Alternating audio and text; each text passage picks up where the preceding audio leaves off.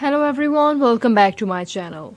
If you had to define the concept of comedy with the career of a single person, Dick Van Dyke would have a pretty good shot at being that person. Some people might remember him from his unfortunately ascended role as Bert the Chimney Sweeper in Disney's Mary Poppins, but that's just one tip in the whole mountain range of icebergs. That is his lengthy tenure in the world of entertainment. In fact, as people of a certain age know and everyone else is about to be reminded, Van Dyke is comedy. Just think of the Dick Van Dyke Show, the legendary sitcom bearing his name. He technically played a variety show writer called Bob Petrie, but as he has said in an appearance in Bullseye with J.C. Thorne, he essentially played himself. Van Dyke's physical brand of humor influenced TV comedy to such an extent that he was called in to teach the makers of Disney's Plus, WandaVision, how old school sitcoms should be done. Still, the man's happy career doesn't mean that he has danced from victory to victory in life. Comedy and tragedy are often two sides of the same coin, and despite his undeniable accolades of the field of making people happy, Van Dyke's own life has often been far from joyous. But what struggles has the famous entertainer faced, and how has he kept his smiling composure throughout the difficult times? Let's take a look at a tragic real-life story of Dick Van Dyke. Is there anyone on the planet who is more fun and infectiously happy than Dick Van Dyke? Though a quick peek at his IMDb page reveals that his most long-running role is, oddly enough, the crime-solving Dr. Mark Sloan in the comparatively serious diagnosis Murder. The highlights of his excessive filmography almost invariably feature him in roles in which he assures slightly goofy happiness and considerable knack for physical comedy at the forefront. Due to his reputation as an affable sort of comedic genius, it's very easy to assume that Van Dyke is a huge extrovert who just can't help but flash that famous grin every time he sees a fellow human being. This could not be further from the truth. In a 2016 interview with Entertainment Tonight, Van Dyke revealed that he has struggled with extreme shyness to the point that he found it difficult to approach others. "I was very shy with strangers. I could not talk to people," the entertainer said. He soon found a way to treat his debilitating bashfulness, though the cure would eventually prove far worse than the ailment. "And I found if I had a drink, it would loosen me up," he said. "The barriers went down and I became very social." During a 2016 appearance on Oprah, Where Are They Now?, Dick Van Dyke revealed that his attempts to minimize his shyness with alcohol ultimately led to a lengthy struggle with addiction. "It took me a long time to get over it," he said. In fact, he confirmed to the Bullseye with the J.C. Thorne podcast that he didn't quit drinking until middle age and opened up on his situation before that happened. "I drink at home," Van Dyke said, "but instead of having a martini, I would have 3 or 4 martinis. I had no idea that I had addiction in my personality." Van Dyke eventually managed to stop drinking, and his decision to open up about his personal substance use issues has done plenty of good. In fact, he said that many people have found strength from his confession. "I get a lot of letters from people who say all of a sudden they were not ashamed to admit they had a drinking problem and they got help," he said. "So I'm very proud of that." Dick Van Dyke struggled with alcohol addiction for a long time, and in 2013 interview with The Telegraph, he said that it took a toll on his mental health. He reportedly became very depressed and even considered self-harm. "I was in deep trouble. You get suicidal and think you just can't go on," Van Dyke said. "It was just terrible. As strange as it is to imagine Van Dyke like this, the National Institute of Mental Health reminds that depression is a common mental health issue that can affect all kinds of people." Van Dyke was ultimately able to resolve his alcohol-induced bad situation when he grew weary of alcohol itself. But then suddenly, like a blessing, the drink started not to taste good. He described the change. "I would feel a little dizzy and a little nauseous, and I was not getting the click. Today I would not want a drink for anything." However, he noted it was not a solo effort, and that at various points of his life he sought help from everywhere from rehab to Alcoholics Anonymous. In a 2010 interview with Craig Ferguson, Dick Van Dyke shared a story of a real-life close call that would seem too much to believe if it came from anyone else, that he was once stranded at sea and got saved by a group of porpoises. "It all started," he said, "when he fell asleep atop a surfboard and jolted awake to discover that he was in great peril after the tide had carried him out in the sea. I woke woke up out of sight of the land," the actor said. "I started paddling with the swells, and I started seeing fins swimming around me, and I thought I'm dead." However, the visitors were not shocked.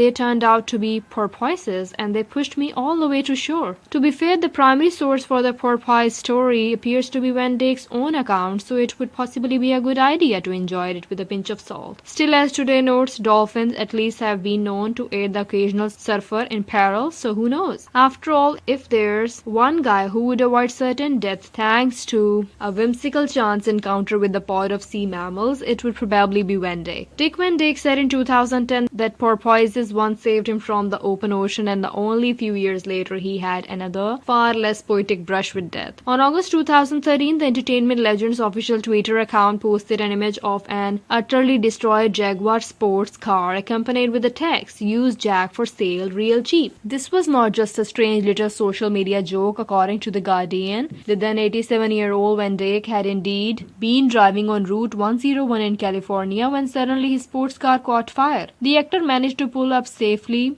but had to be rescued from the smoking vehicle by passerby. TMZ, which first reported the incident, wrote that the car was already aflame. Van Dyke was pulled out, so the situation seems to have been quite risky. Thankfully, he emerged from the burning vehicle with no injuries, as his tweet about the situation attests. His comedic timing was also as impassable as ever. Even at an age in which most people would be content to lounge in a rocking chair and watch daytime soap, Dick Van Dyke has managed to stay active. According to Chicago Tribune, he was still happily hitting the gym on a daily basis at 89, and he's written a book that discusses advanced age fitness. However, he is very familiar with unhealthy habits such as cigarettes. The comedian smoked for quite a long time, and as the Washington Post notes, it was far from a casual vice. In fact, he smoked up to 3 packs a day and fully admits that he was addicted to nicotine. Van Dyke has called cigarettes the worst of all addiction. It was so difficult for him to quit smoking that he ultimately had to be literally scared away from the habit. "I tried for several years to quit smoking, just the worst. Then a doctor showed me an x-ray. He said there are little emphysema scars on your lungs. I stopped right there." Van Dyke's smoking days are long gone, but it may not be entirely coincidental that his lungs have given him trouble in his later days. Reportedly, he's had to deal with pneumonia and one of his lungs has been collapsed. A longtime partner's death is always a tragedy, and even though the Washington Times tell us that Dick Van Dyke's longtime love, Michelle